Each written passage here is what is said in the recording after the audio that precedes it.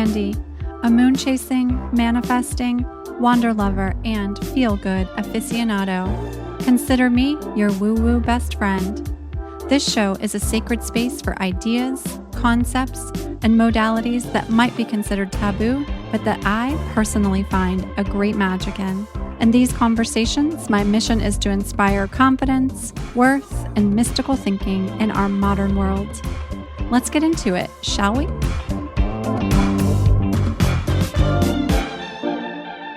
Hey there, friends. It's Andy.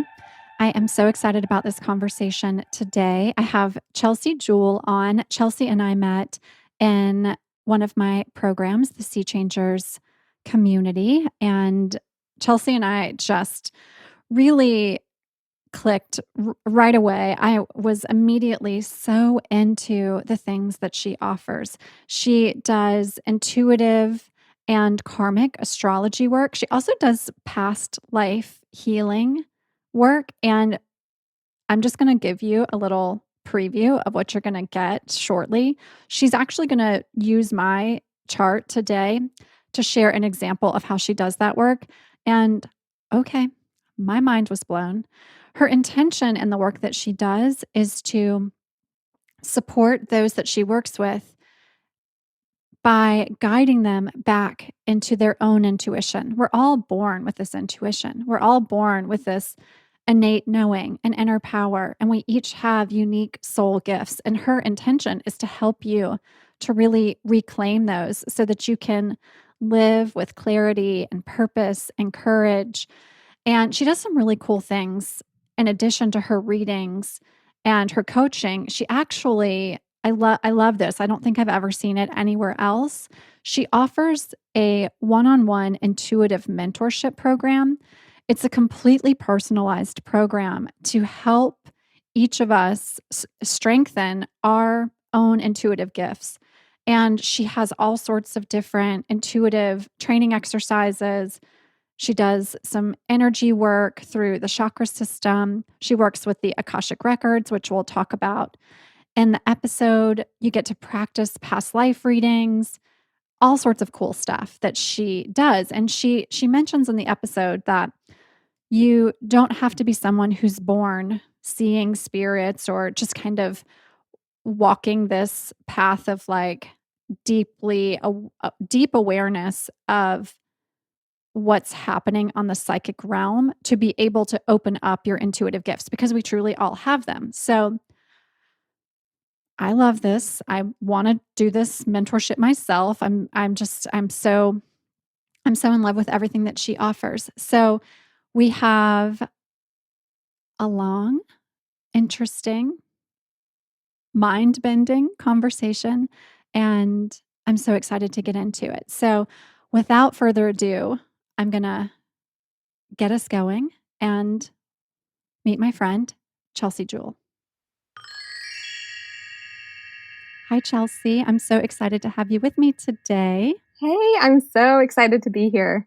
How's it going? We're in this new season with this new astrological year underway. How you feeling? I'm feeling good. I am a fire sign, and so the Aries season sits well with me. I love it. So, as you know, we start with a little bit of astrology. We're going to be doing a lot of astrology conversation on this particular episode, but we start with a little bit of an astrology conversation. So, you're a fire sign. So, what is your sun, moon, and rising? I am a Leo sun, like you. Oh, yes. Okay. A Sagittarius moon and a Scorpio rising. Okay. So, I have a lot of fire, and even with that watery Scorpio rising, Scorpio I think of as like the most fiery water sign. So even in that, I feel like there's, some intensity and fire in that. Yeah, I totally feel that. Actually, a lot of my best girlfriends are either Scorpio sun or Scorpio rising, and they've all got that like little bit of fire edge within that wateriness of themselves. Yeah, and it's funny because before I knew what my rising sign was, I think I heard you talking about this similarly, I think on your episode with Callahan, that like you always felt like you had to really identify with your Leo sun, which I do too. And I do often. But once I understood my rising sign as a Scorpio, I was like, That makes so much sense of why I come across as like very intense and kind of mysterious or aloof sometimes. And it really felt like it completed a picture of my profile.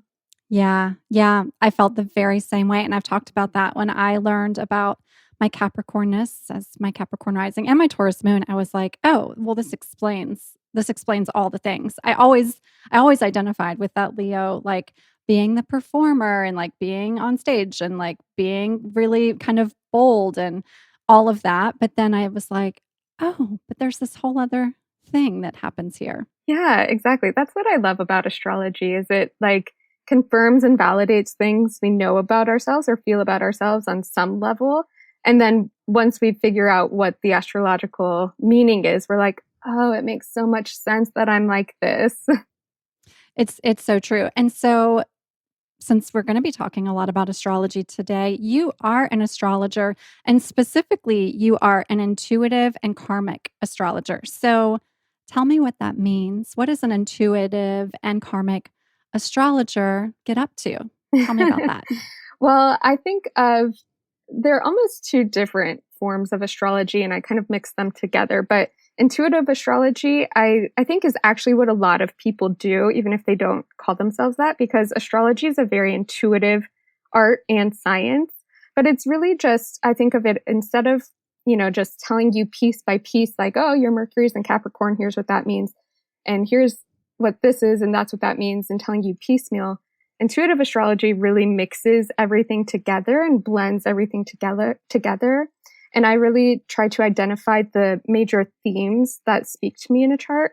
And the way I think of it is I almost see astrology as like, and an astrology chart as a doorway into the intuitive realm, into our connection with source. And that's kind of how I use it. So I'm not just telling you some keywords and buzzwords about your chart. The karmic piece comes in the fact that I also use astrology birth charts to look at sort of where our soul has been in past lives and what we're here to heal and to grow and learn from. Got it. Got it. Yeah, I actually was texting with a friend this morning and she had messaged me and she said, "Is there something going on with the lunar cycle that is causing I'm going to go dark for a second, that's causing some of our loved ones to transition." I just had both of my grandparents pass. Then my partner had lost several people in his family, and my girlfriend who texted me said she had just had an experience in which she had within the last 2 weeks lost some of her elders as well. Mhm. And she asked me that question, and I was, I really was thinking on it, and I was like, I can't really answer that, nor can I pinpoint something in the lunar cycle. But it really got me thinking that the vastness of what we can what we can uncover, and I don't really mean like predict that things are going to happen, but what we can uncover about the way just the flow of the universe is working. There's so much depth to it. Yeah. And when she asked me that question, I was like, I can't really answer that, but it's something that I told her. I said, I'm actually having a conversation with Chelsea in a little while. And while I don't know that either of us could answer if that's something that's written in the cosmos or in any sort of, chart anywhere, there's probably something to I, having an awareness of that happening in this present time and the way that it is. Do you know what I mean? Yeah, totally. And I've actually had someone in a reading before ask me if I could see like when she was going to die or how long her life would Oh, be. And wow. I don't like to use the chart in that way because it really kind of takes away our free will. And that's something to really keep in mind that even with astrology, especially with astrology, nothing is telling us how to be or what our set destiny is or what exact date so and so is going to happen. But it Yeah. does present us with opportunities. And what I find really important is using astrology sometimes more in retrospect than looking forward to add meaning and context to things that impact us in life. Yeah. Yeah. That's certainly when I was having that conversation with her this morning. That's kind of the thoughts that I was having is the, we Well, this is getting, I don't know, it's getting a little bit, well, we're here to talk about the woo, so I guess getting woo is what we do here. So, but what I said to her was, I don't think it would have been something that any of us would have been able to pinpoint, but we could potentially look at, in the example of my grandparents, they both transitioned within 3 months of one another. It was not COVID related. There was there to me, there was clearly a soul pact there that was Mhm. probably always there and will continue to be there in their next iteration and their Yeah. next iteration. And so could I could I dig somewhere in the chart and maybe find that potentially, Yeah, right? for sure. Yeah. And, for those of us who are, so to say, like left behind or like we're still here and trying to find meaning out of these tough things like death of a loved one or really anything in our lives, I think what astrology can offer is, once we have kind of started to move through the grieving process and we're asking ourselves, like, what can I learn from this? Why is this here for me as an opportunity to like grow from? And that's where astrology can maybe give us a direction of saying, like, my soul is really here to learn the lessons of XYZ. And even if I couldn't have predicted the exact timing this was going to happen, that's not really the point. Here's maybe where I can start to gather some meaning and growth from this, as difficult as it is. Yeah. Yeah, I think so. And okay, so I want to ask you, doing this work as a karmic astrologer, what exactly is karma? And how do we work with it in our modern lives? I think we have this idea, many of us, of what karma is, but from your perspective, what is it and how do we work with it? Yeah, and I mean, it's a great question, and I'm sure there are. I haven't really like studied Buddhism or anything extensively like that, but from the work that I've done, and I know like my soul has done this work in a lot of past lives as well to get really woo diving in. But yeah, a lot of us do kind of have this conception of karma as being like almost like retribution or like in a past life I did something wrong and now I have to have that same thing happen to me as sort of like payback. And that can be part of karma, not in a payback or vengeful kind of way, but just in a way that really adds a fullness and a wholeness to our experience as a soul of getting to experience all different dimensions of a particular situation. But karma, from my point of view and what I've seen through my own work and studies and with clients, is also um, a really big healing opportunity. And a lot of us who are here incarnated today have had past lives where we have our souls have undergone trauma and hardship. And karma isn't here to tell us, like, you deserve for those things to happen or you deserve to be on the other side and giving that sort of hardship to anyone else. It's here to say, like, your mission in this lifetime is to heal your soul from that and to be able to find peace despite everything you've been through. And the other way I also look at karma is karma, more or less, is just almost like a habit or an imprint on the soul.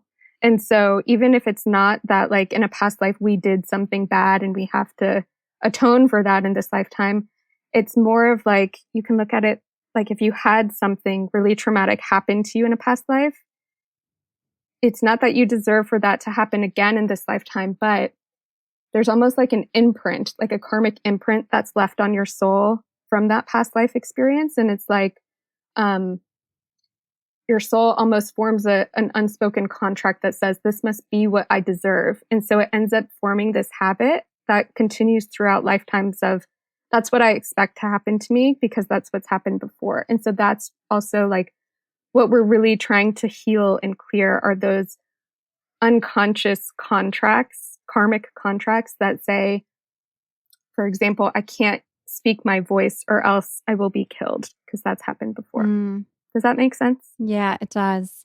It does. Yeah. So, in the work that you do, a big part of your mission is to raise the level of consciousness on this planet. And you do that by helping others to reawaken to their own potential. And how do you do that work with this gift that you have of being able to work with folks from a karmic perspective and an intuitive perspective, and as an astrologer, how does this mission play out in the work that you do? Great question. Well, I really like to use a variety of modalities, astrology and past life healing being two of the biggest ones. But I also am a certified coach, and I use coaching, Akashic records reading, a bunch of other things. But what I found is, we all have our issues, we all have our wounds, we all have our patterns, and karma, and it's the way that we move through that and really evolve into higher levels of consciousness is by bringing our awareness and our intentional awareness to something. Because I'll give you an example of what I mean by that, but like you can take the same exact action of, let's say, helping your mother unload the groceries or whatever. You can do that from a kind of lower level of consciousness of kind of just reacting to what's expected of you and not really being aware of your emotions. And maybe you're someone who's always doing stuff for other people and not really taking care of yourself. And it starts to build into resentment. On the other side, you can do that same act with intention and awareness of like, this is what I want to be doing. This is how it's serving me. This is how it's serving the other person. And that's maybe a silly example, but the point is that everything we do, everything we think to and about ourselves and everything we say, if we can bring a level of awareness to it, that in itself brings us healing and growth and evolution. Yeah, definitely. Yeah, I think that approach is so beautiful. Just showing up with intention and everything you do. And so in your work, you have an opportunity to inspire people through the modalities that you use to shift how they approach, just how they show up every day. Yeah, because there's so much that we don't even realize is going on under our surface and our thoughts and emotions.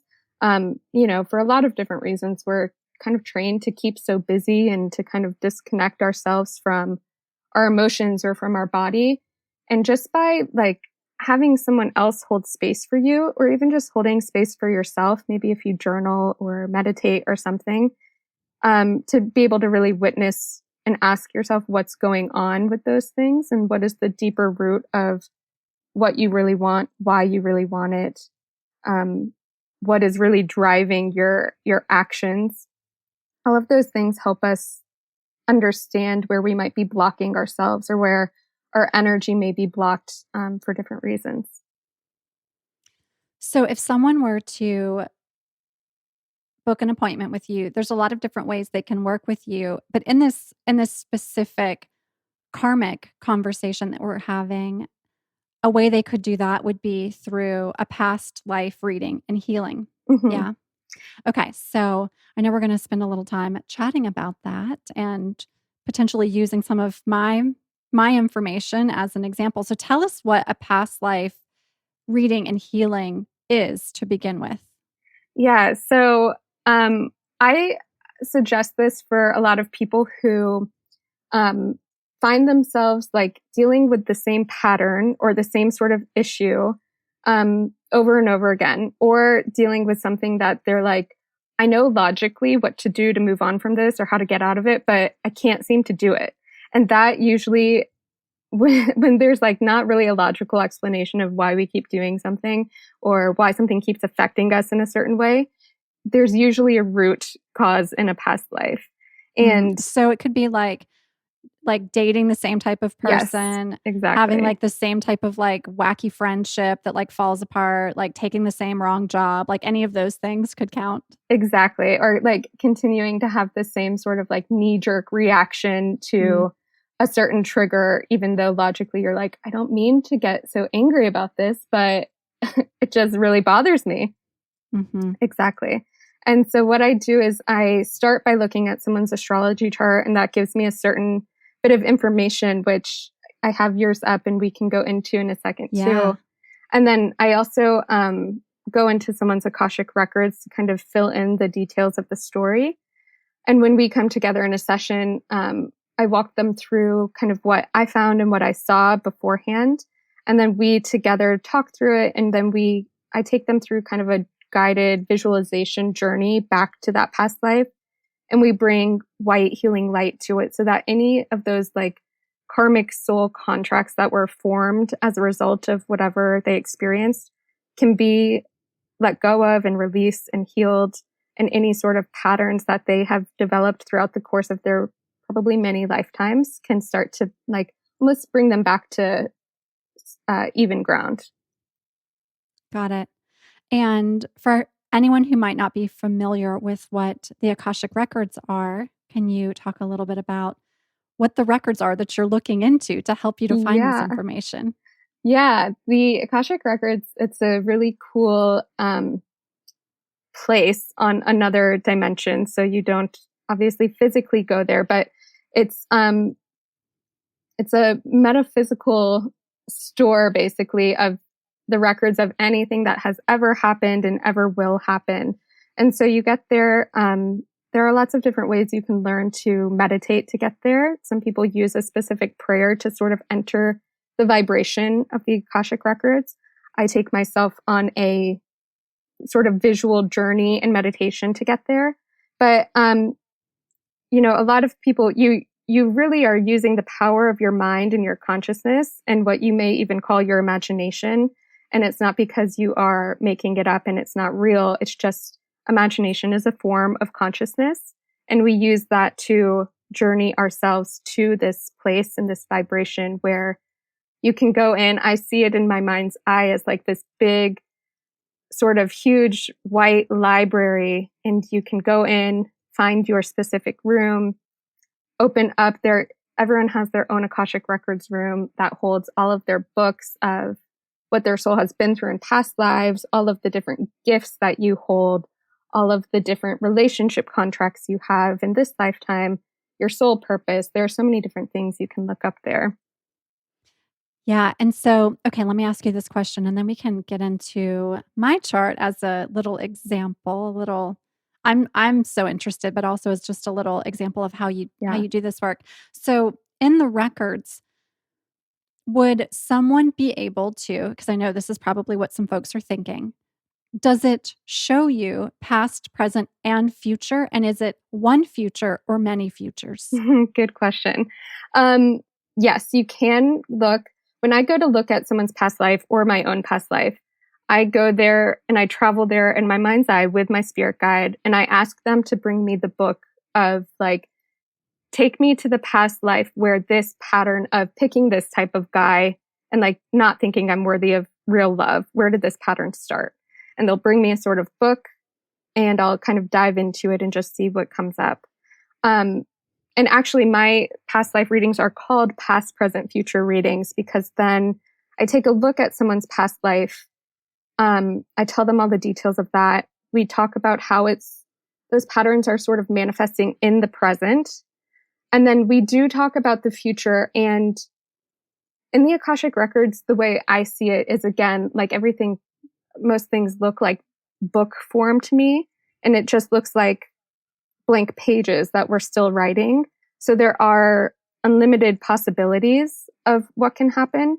I try to describe to people in the future part of the reading sort of what the vibration will look like or feel like to them to know that they are on a like a quote quote higher vibrational path that's sort of evolving out of this pattern versus staying in the same pattern, which there's no judgment about. It's just like if you were in school and you needed some more time to still learn trigonometry, there's no judgment in that. Your soul needs more time to really integrate a lesson.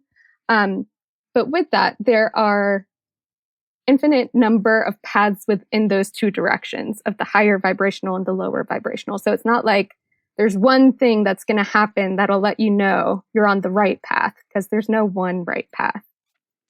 Right. Yeah. As Jaleesa said when I talked with her a couple weeks ago, she said, you can't really fuck it up. Yeah. You're just gonna shift. You may feel that you fucked it up, but really you just need to experience whatever it is you're experiencing. And then perhaps you take a different path, and that's how it goes. Yeah, I love that. And um, in my coach training, there was a quote we learned, and it said something like, and this is almost one of my mantras. It said, "There is no such thing as mistakes," and that also kind of speaks to that. Like, you can't fuck it up. Whatever is happening for your highest and greatest good, even if and when it doesn't feel like that. Yeah.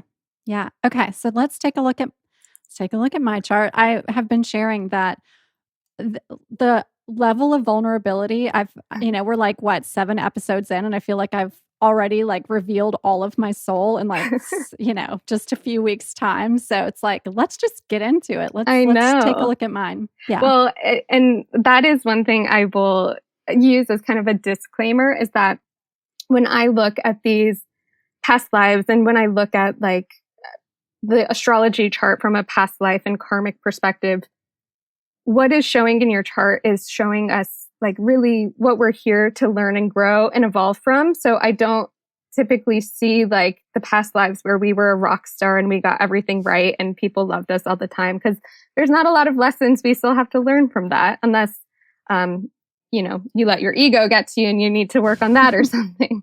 But so a lot of times these sort of past life stories that come out are pretty intense and not really light and fairy like. They're pretty deep and intense. So Okay.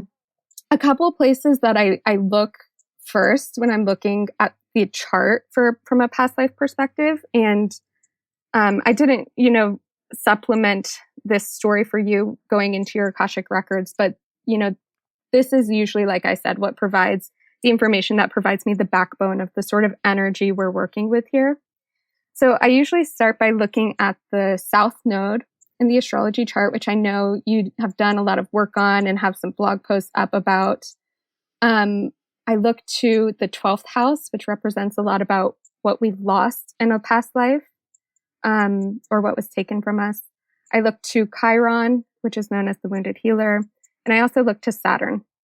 So a couple of themes that really stood out to me in your chart, based on looking at those different things and layering them on top of each other, is it feels like, and again, this may not be the exact story of what happened in your past life, but this is the sort of energy I want to describe to you and see if this resonates with you.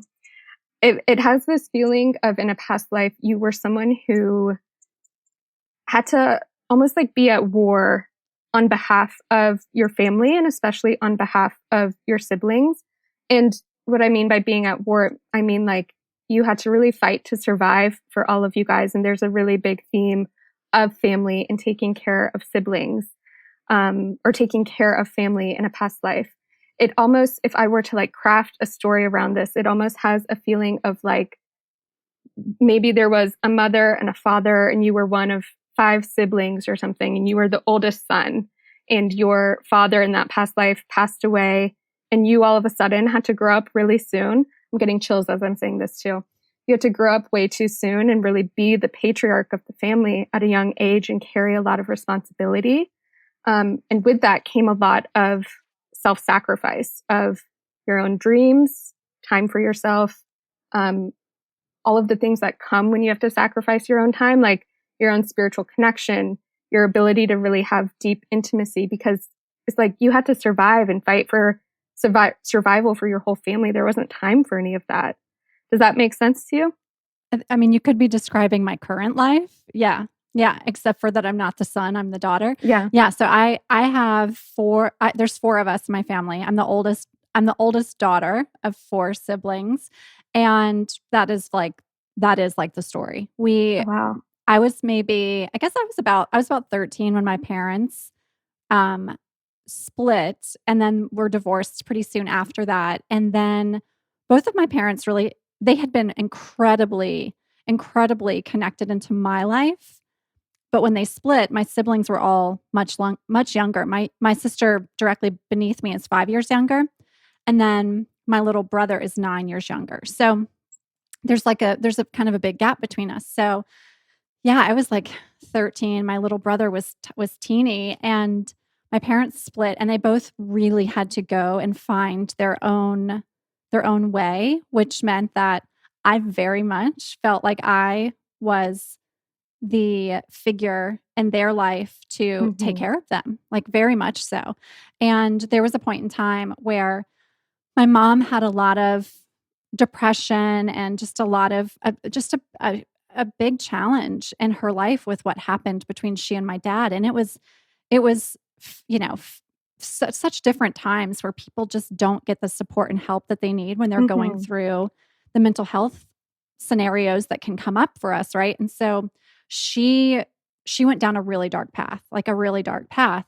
And it took many years for her to come off of that path, like many years. And so there was many years where I had to really step in for my siblings and do exactly what you're talking about. Like be that Wow. person for them. Yeah.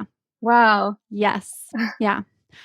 Yeah. So I mean, even to go a little further with that, when I considered in my like 20s and like the first part of my 30s, even if I would ever have children of my own, I saw my siblings so much as the people that I had raised and needed to continue to take care of.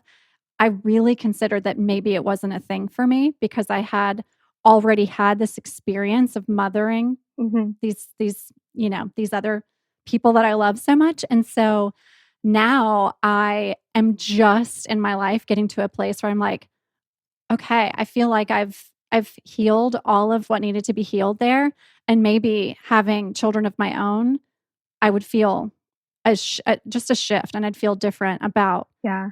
the way I'd approach that now. Yeah. Yeah, that's really beautiful Ooh. because and thank you so much for sharing all of that. It really helps, tell the story and fill in some of the gaps. And what I also like to share with people is obviously where your soul has been, but also what the healing and evolution looks like. And I was looking at your chart for this and even hearing you talk about this and just knowing you, I was looking at this earlier and I was like, I don't know if it's because you know astrology as well and you're just like a very intuitive and conscious person, but it really feels to me like you have moved in like the highest direction that your soul is calling you to, because really what's being asked of you as a way to heal those wounds, like the way you may have kind of continued that karmic pattern from before is if you had stayed on that path of acting and living out of full duty and responsibility to your siblings or other people and still kind of like having to sacrifice your own self, your own inner peace, your own dreams, all of that. Because there's a way you can still care for them and take care of them while initiating your own life. And it really feels to me that's what you've done. But there's one of the words I like to use the most in past life readings and healings, especially when we start to look at the way forward, is reclaiming, because so much of our karmic healing is a reclaiming of what we lost or what was taken from us. And in this past life, or probably multiple past lives where some version of this story played out, you had all of this. In a lot of ways, you had your power taken away from you by other people or by circumstances that were out of your control. And again, karma isn't here to say, like, that's going to happen to you again.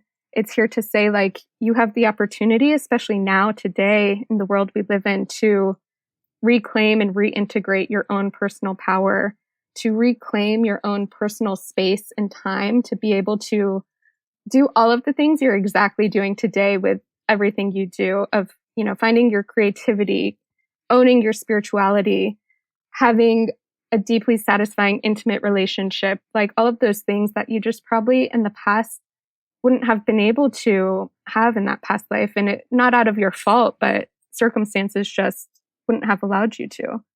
And that's really Yeah. how I want people to kind of shift their perspective around karma. Is it's here to the universe and source or God or whatever you want to call it wants to see us thrive and heal. And it's not even necessarily a test for us. It's really like if we can just step into the things that are there for us to reclaim and know that we're worthy of having them.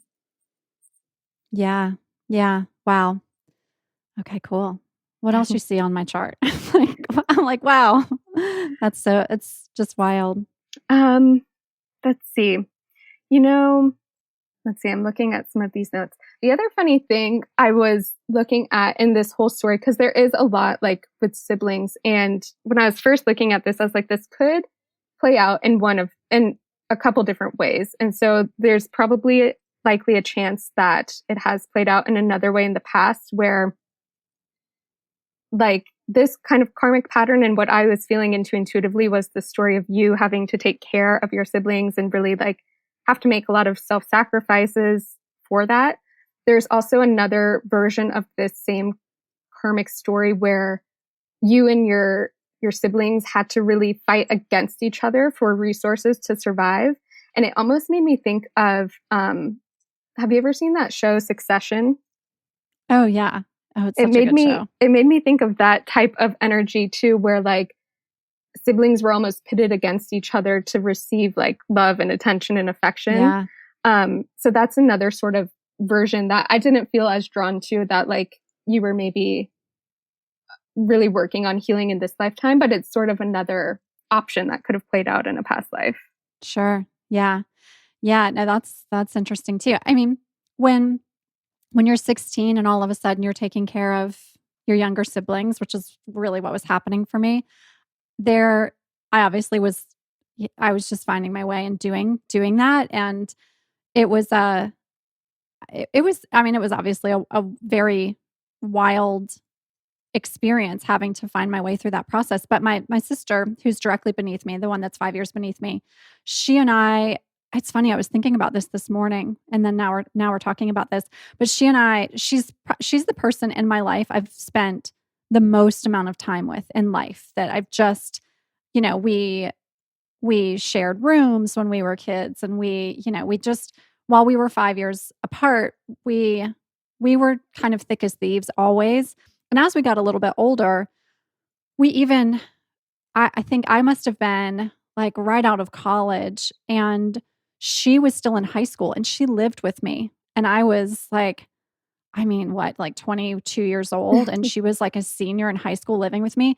And there was some battles because I'm Yeah. like, I don't know how to take care of a teenager, Yeah, of and I'm course. basically a teenager myself still. I'm like barely past it.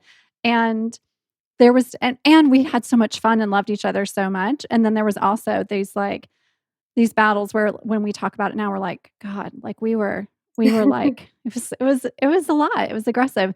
And I also love that I had the ability to have, as just dysfunctional as it was, that I was able to always be there for her, even if I didn't have the answers, that Mhm. at least I was trying to be a good guide for her, despite the fact that sometimes it was like really tumultuous too. Yeah. Yeah. Yeah. Yeah, that's interesting. And I guess the last thing I would share, kind of going back then to that state of like the future and how like it's sort of what the energy and vibration that your soul is really calling for that sort of karmic healing is whenever you feel like you are in um like I feel like your soul is really calling out for in this lifetime those vibrations of fun and play and just enjoyment. And it's again kind of like making up for what you didn't get to receive in those past lives, of just letting yourself receive those, letting yourself. Another really big theme for you is because you have your North Node in the 10th house and conjunct Pluto, is really letting yourself be seen and be recognized and receive attention for who you are, and not just what you do or what you do to take care of other people, but just for who you are, for your inner beauty, um, and like your being. Yeah. Wow. This is just so interesting. Yeah. It's so great. Yeah, I recall, like, I don't know, probably 5 or 6 years ago, when Ben and I have been together for 6 years, and when I met him, I was like, "Oh, here you are." It was very much like that moment where it was Hmm. like, "Oh, we okay, we found each other. Good thing, good for us that we did this go round." It was very much like that, and it was a conversation we had really early, which is not a conversation that folks often have when they're at the beginning stages of dating, like, "Oh, I definitely know you from a time before this," but we were Yeah. having that conversation. And I remember around that time, it was probably about the time that I was really starting to heal that stuff with my siblings. And I remember being just really distraught that and having him as a partner, he was able to really be a mirror to me for this, but I was really distraught. It was after like a Christmas holiday. I was so distraught that I felt that I had tried to hold this space for this Christmas experience to be really just, be something that it inevitably wasn't going to be. Mhm. And I kind of giggle about it now looking back because it's like, I'm not particular. Christianity is not something that I'm particularly like. The idea of the Christmas tradition is not really something that I am super aligned with. But it was the potential of just having my family together, which Mhm. was so important to me. And so I was really distraught after this Christmas time together because I felt like I had tried so hard to create this space for us to all be together and to just take care of one another and to do what people do in the holidays. And everybody in my family was just kind of not doing it the way I wanted it done. Yeah. And so I was really distraught about it and like really, really kind of beating myself up. Like, why can't I make them want this like I want this? And when Ben was a great mirror for me after that and was like, look, like it's just you got to let that go. It's you got to meet them all where they're at and just have this experience be something that works for all of you. And I shifted out of this like kind of grip I had on trying to create this experience that it seemed that every time that we got together I was trying to create. And after that, it felt like this big shift happened. And so now when it's time for us to get together, my like grasp and like kind of like, you know, clutching for something that maybe isn't going to be the way I would want to construct it. I've let that go and we have so much more fun. It's Yeah. just, it's not, I'm no longer holding on to this thing that I never Right. needed to hold on to. And so attached to a certain result. It's so funny because Yeah. I had a similar experience when I first was learning astrology and learning about like my north and south nodes specifically.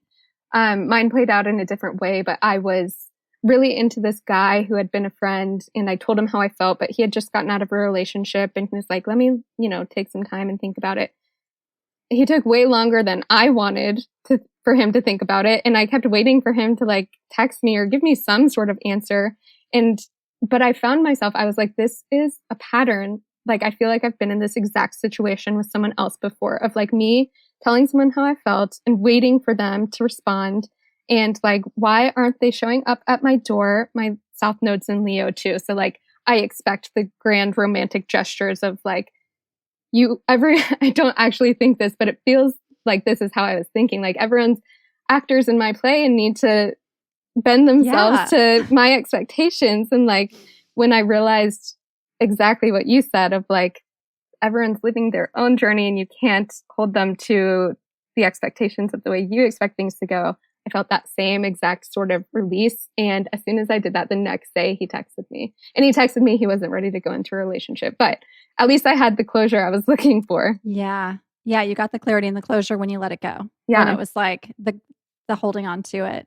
That's what like Yeah. understanding these patterns and being able to release them does. It like just loosens our grip and helps us move on and have sort of that more expansive, fun, easygoing feeling towards things. Yeah. Yeah, and I mean, we could talk about this stuff for hours, but I've definitely found like when I look at my relationships, I have and it has to be it's somewhere in my chart for sure. I have an experience where I attract in and I've had very close relationships with people that are have some sort of addiction. So when I talked about the experience with my mom, that's kind of the direction she went, was not someone that was you would have ever she was like the room mother, like the Mhm. PTA like president, like that sort of person. Yeah. And then she went this like completely different path into a path of addiction and had to work through that. And then I started attracting it literally from the time of high school. Like I had a high school boyfriend that had to go to rehab, and he was like an artist and interesting and cool, and I was really into him, and then he had to go to rehab. Then I had another one right after that, same story. Then I had another one right after college, same story. Up until my most recent relationship before Ben. Now Ben is the complete opposite of that. And when I was in the relationship right before Ben, it's when I finally was like, hello, like this is something you are playing out over and over and over again. And it's existed in so many stories in so many ways. And your life, like, how about let's not be trying to take care of people and get them through the process of healing. Hmm. Let's let them do it themselves. You don't have to actually be in a relationship with that person. Yeah. And so that was kind of an awareness I had, yeah, maybe 6 or 7 years ago also, but it really took me having to go. And of course, like each of those people were really magnetic and interesting and doing amazing things. And at the same time, had this other part of them that they needed to work on. But I didn't need to be the one to work on it. I just found myself Yeah. taking that responsibility. So that was something that just from a kind of noticing the repetition Right. of the relationships I was attracting in. Yeah, Yeah. exactly. And I mean, from the conversation we've had, you can even maybe look at that as your soul being really used to having that responsibility of taking care of other people. And maybe that was a way to subconsciously kind of manifest that in people who really Yeah. needed you until, like you said, you kind of became aware of it and were like, this isn't serving me anymore. I don't need to do this. I don't need to hold responsibility for all these people.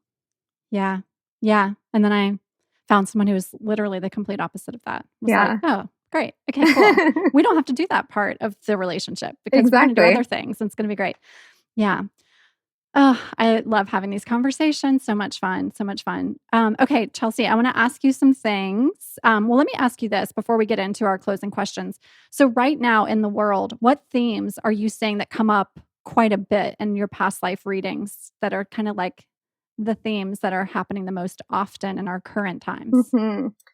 I think, great question. I think two of the things I've seen most commonly in readings recently is the theme of reclaiming your personal power, especially because reclaiming your power and reclaiming your voice are the two biggest ones. And especially because I work primarily with women and we're seeing in the collective this really beautiful rebalancing of divine feminine energy. And in order for that to happen, we as women have to reclaim our power and reclaim our voices. But I see it in a lot of different ways of people who are maybe wanting to be writers or just speak up and share their voices more. But power, like inner power and claiming your voice in some way, are the two biggest themes I see. Okay.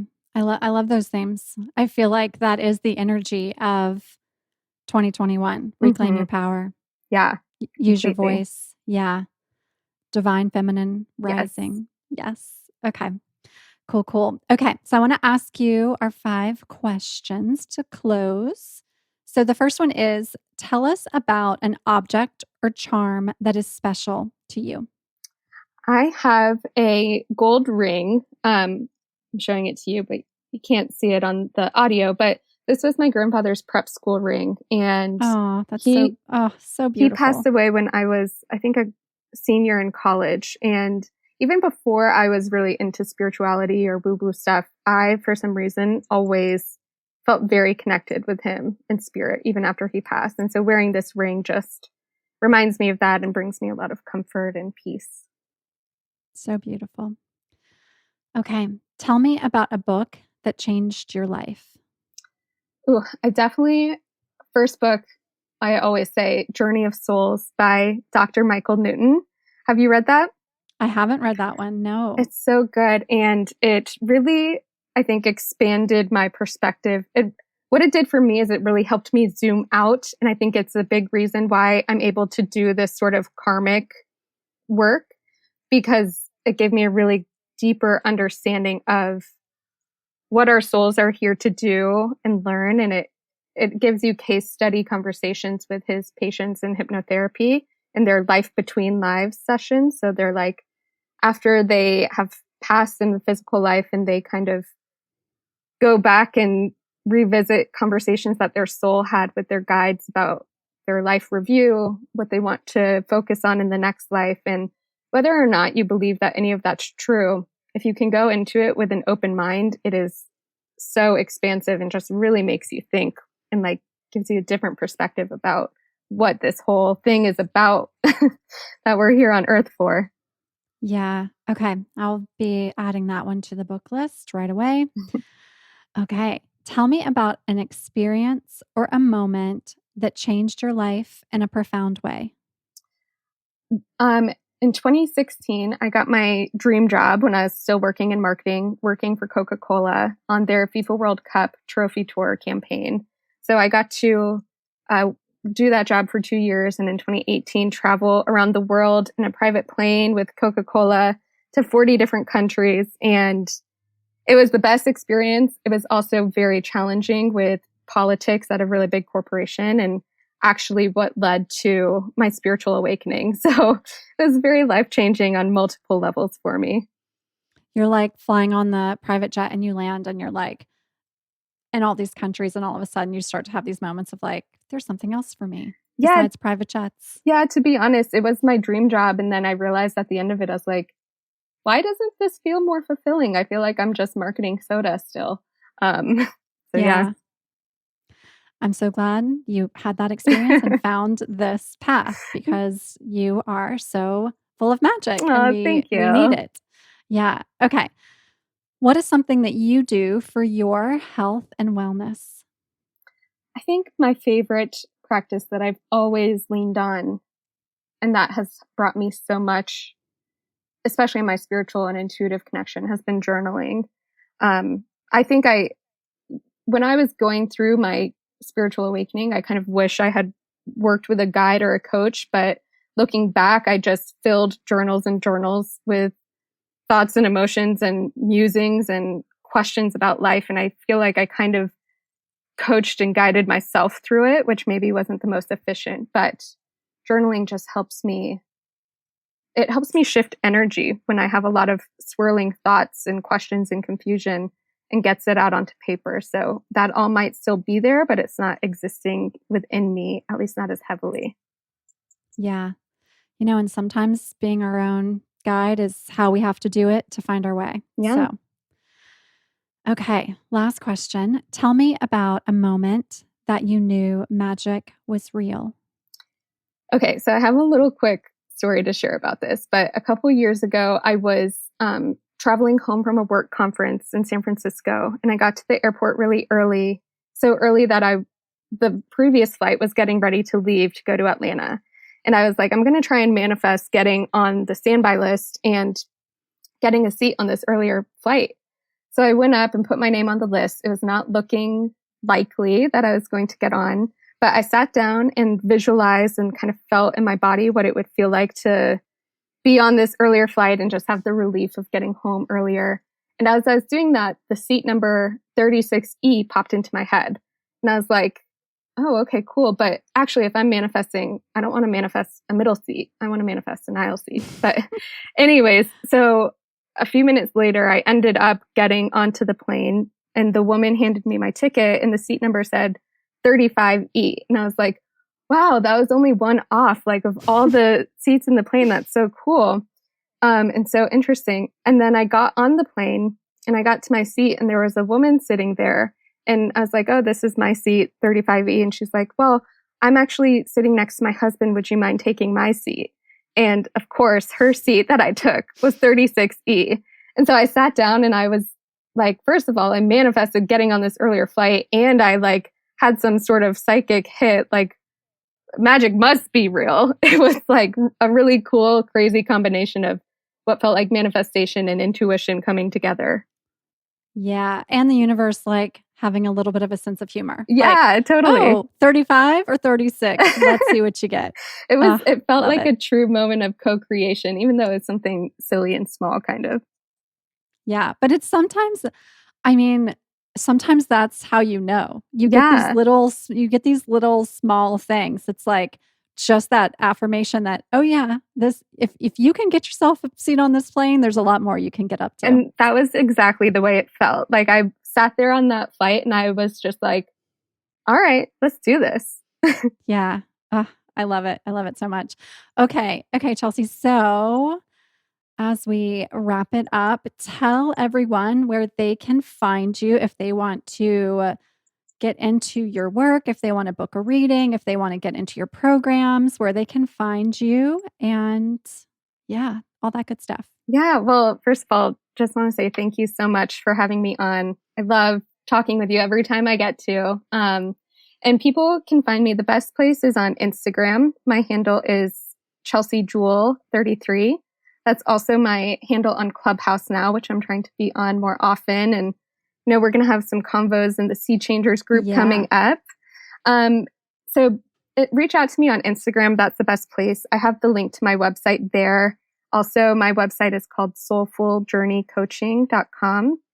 And I do astrology readings, like we talked about, past life readings. I also do one-on-one coaching or intuitive mentorship for people who also want to open up their own intuition and their own intuitive gifts. Because I was not born one of those children that was seeing ghosts at the age of 5 and everything like that. So anyone can do this, and I want everyone to know that. Beautiful. All right, my friend. Thank you for joining us today. Appreciate you. Thank you. Bye, everyone.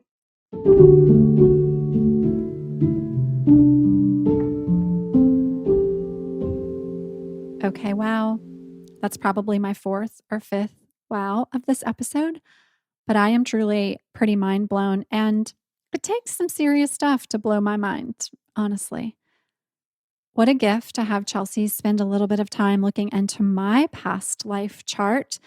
And what I love about the conversation with her is her reminder that we all have an opportunity in each and every life that we experience to heal, to grow, to evolve, and to really walk on a path that's closer to our true purpose every single day. So definitely go follow along with what Chelsea is up to. She's also, big news, she is a contributing writer to my website, to Wee Wee now. So I'm so excited to have her voice on the site going forward. So you can go take a look over there as well to see more from her in future. So as we close out this episode, I'm going to jump into a couple of our reviews from this past week. And every time I read these, as you guys know, I'm so lit up. So here we go. This one is from C. Curtis 33. Okay. Grounded woo-woo wisdom that I can't get enough of. I am loving this podcast so much. As someone who is very into all things woo-woo, I sometimes find myself getting into information and idea overload. But Andy brings such a grounded perspective to all of her interviews that I can actually walk away with lots of practical tips and practices to implement. Can't wait for more episodes to come. Thank you. Thank you. Okay, here's one more that I'll read for us today. Okay, this one is Chelsea Papa, the podcast for all things mystical. Whether you've been into the mysticism for years or just starting to dabble in spirituality, this is the podcast to listen to. Andy is incredibly knowledgeable and is a master at providing insight while keeping things fun and entertaining at the same time. Thank you. Thank you. I am so blessed to have these reviews coming in every week from you all. I appreciate it so much. My gratitude is, I can't say it enough, how grateful I am. My gratitude is just overflowing. All right. If you are loving the show, if you love this episode, pass it along. Share it with a friend who needs to hear it. Share it on social. You can find the show at Your Woo Woo BFF. You can find me, Andy, at Wee Wee Girl. And that's it for this week. Until next time, looking forward to seeing you again with another beautiful interview. Much love. Much love. Wishing you all a really magical day.